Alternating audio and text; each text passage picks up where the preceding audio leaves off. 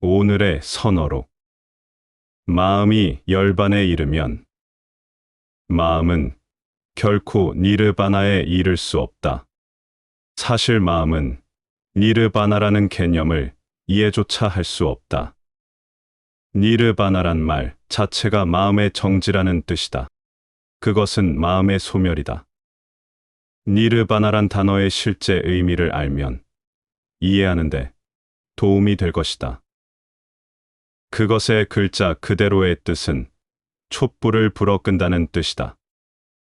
마음은 자각의 작은 불꽃을 가진 하나의 촛불이다. 그러나 그 작은 불꽃이 엄청난 해를 끼칠 수 있다. 그대 에고의 작은 불빛이 온 우주가 그대 안으로 돌진해 들어오는 것을 가로막고 있다. 따라서 니르바나는 그대의 촛불을 불어 끄고 우주 전체가 그대 존재의 구석구석을 관통하게 만드는 상태를 뜻한다. 그대는 아무것도 잃는 것이 없을 것이다. 그대는 생애 최초로 아름다움과 선과 진리의 다음 없는 보물을 발견할 것이다.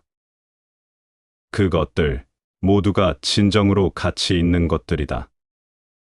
그래서 마음은 니르바나에 이를 수 없다고 말하는 것이다. 오직 무심만이 니르바나와 동격이 될 수 있다. 무심은 니르바나에 이를 필요가 없다. 무심이 바로 니르바나이다. 달마는 말한다. 무심이 열반에 이르면 그대는 열반을 보지 못한다. 그대는 니르바나로부터 분리되지 않았기 때문이다.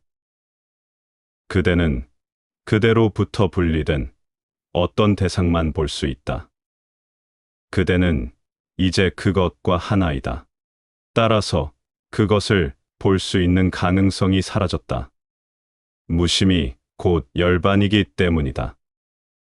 만약 그대가 무심 밖 어디선가 열반을 본다면 그대는 스스로를 망상에 빠뜨린 것이다. 간단히 말해서 마음이 세상이고 무심은 그 세상으로부터의 자유다. 마음은 불행이다. 그리고 무심은 불행의 끝이며 환희의 시작이다. 모든 고통이 부처의 씨앗이다. 이것은 달마에게서 나온 매우 중요한 선언이다. 모든 고통이 부처의 씨앗이다. 고통이 있음으로 해서 지혜를 찾아 나서게 되기 때문이다. 그러나 그대는 고통이 불성을 일으킨다는 말은 할 수 있어도 고통이 바로 불성이라는 말은 할 수 없다. 러셀은 그의 자서전에서 심오한 뜻을 지닌 말을 했다. 만약 이 세상에서 불행이 끝난다면 모든 종교도 저절로 끝날 것이다. 종교를 살아있게 하는 것은 바로 불행이다. 그는 무신론자였고 모든 종교가 사라지기를 원했던 사람이다. 나는 무신론자가 아니다. 그러나 나 역시 다른 이유 때문에 종교가 사라지기를 원하는 사람이다. 러셀은 종교가 인간의 진화의 걸림돌이 된다고 생각했기 때문에 종교가 사라지기를 원했다. 내가 종교가 사라지기를 원하는 것은 종교가 차지하고 있는 모든 공간을 종교성이 대신하도록 하기 위해서다. 종교는 종교성이 자라나는데 걸림돌이 된다. 종교성은 개개인의 내면에 있는 불성을 말하는 것이다. 그리고 나에게는 종교성이야말로 인간 진화의 궁극적인 꽃이다. 고통은 부처의 씨앗이니까 고통조차 감사하게 받아들여야 한다는 달마의 말은 옳다. 만약 고통이 없었다면 그대는 결코 진리를 찾아 나서지 않았을 것이다. 고통이 있기 때문에 그대는 그것을 초월하려는 마음을 일으키게 된다. 고뇌와 번민은 마침내 그대로 하여금 고통과 번민을 넘어서는 어떤 길을 찾아 나서게끔 만든다. 축복과 영원한 기쁨에 이르는 길을 발견하도록 충동한다. 달마는 말하고 있다. 고통에 대해 적대감을 갖지 말라.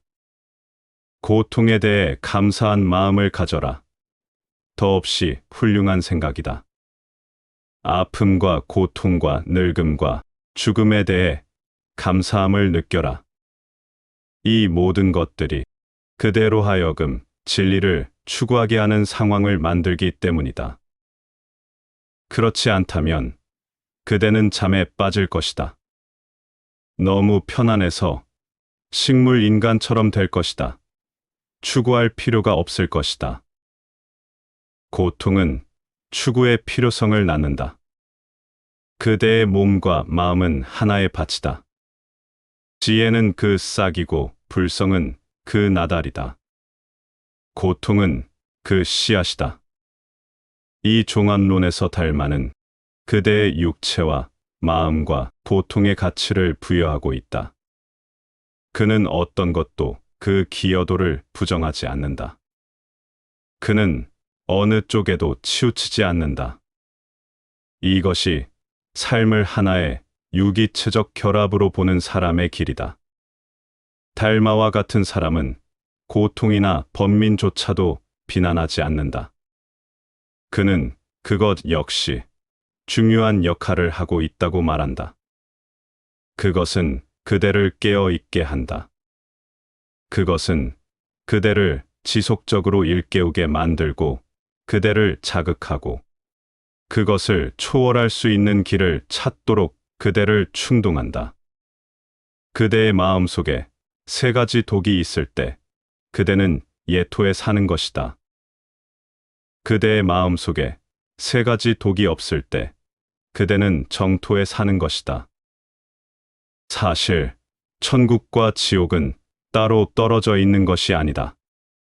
그것은 같은 삶 속에서 일어난다.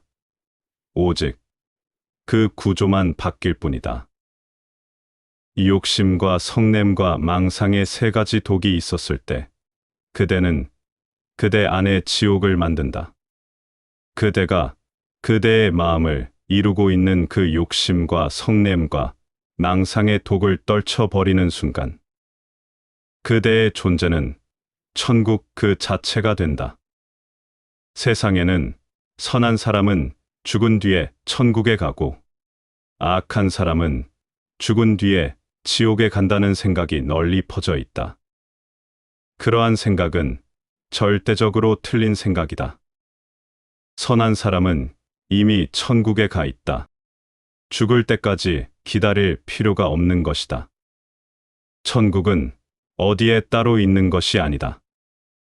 그것은 그대 자신의 탈바꿈이다. 분노를 일으키는 똑같은 에너지가 자비로 변하고 욕심을 일으키는 똑같은 에너지가 나눔으로 변하고 망상을 만드는 똑같은 에너지가 자각으로 변한다. 그 에너지는 같다. 다만 그 방향이 다를 뿐이다. 그대 에너지의 방향을 바꾸는 것, 그대 에너지의 새로운 교향곡을 창조하는 것이 바로 종교의 기술이다. 종교를 이와 다른 것으로 설교하는 사람은 자신도 장님이고 남도 장님으로 만들어 어두운 밤 속으로 인도하는 것과 같다. 그들은 어디선가 도랑에 빠지고 말 것이다. 인간은 날 때부터 모든 것이 주어져 있다. 만약 그것이 조화롭게 일치되면 인간은 부처가 된다.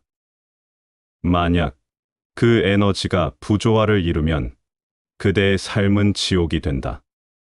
그대는 천국과 지옥이 둘 다 가능한 장소이다. 약간의 깨어있음만으로도 그대는 지옥을 천국으로 변하게 할 수 있다. 단지 약간의 변화, 약간의 다른 배열만으로도. 그러나 그것은 똑같은 에너지다. 아무것도 그대에게 더 보태야 할 것이 없으며 아무것도 그대로부터 떼어내야 할 것이 없다. 이것은 가장 위대한 통찰력이다. 이것은 인간을 자기 삶의 주인으로 만든다. 만약 그가 지옥에 살고 있다면 그는 그 책임을 자신의 어깨 위에 짊어져야 한다. 그대는 이것은 신의 뜻이다 라고 말해서는 안 된다. 이것은 나의 운명, 나의 숙명, 나의 팔자다 라고 말해서도 안 된다. 그대는 이렇게 말해야 한다. 이것은 나의 무의식 탓이다. 이것은 바로 나 자신 때문이다. 그대가 그 책임을 자신의 어깨에 짊어지는 순간 그대에게 변화의 가능성이 찾아올 것이다. 다른 누구도 그대를 지옥에 밀어 넣은 것이 아니기 때문이다. 그대는 누군가 와서 그대를 변화시켜주고 그대를 구원해 주기를 기다릴 필요가 없다. 그때 그대는 다만 자신의 에너지를 지켜볼 수 있게 된다.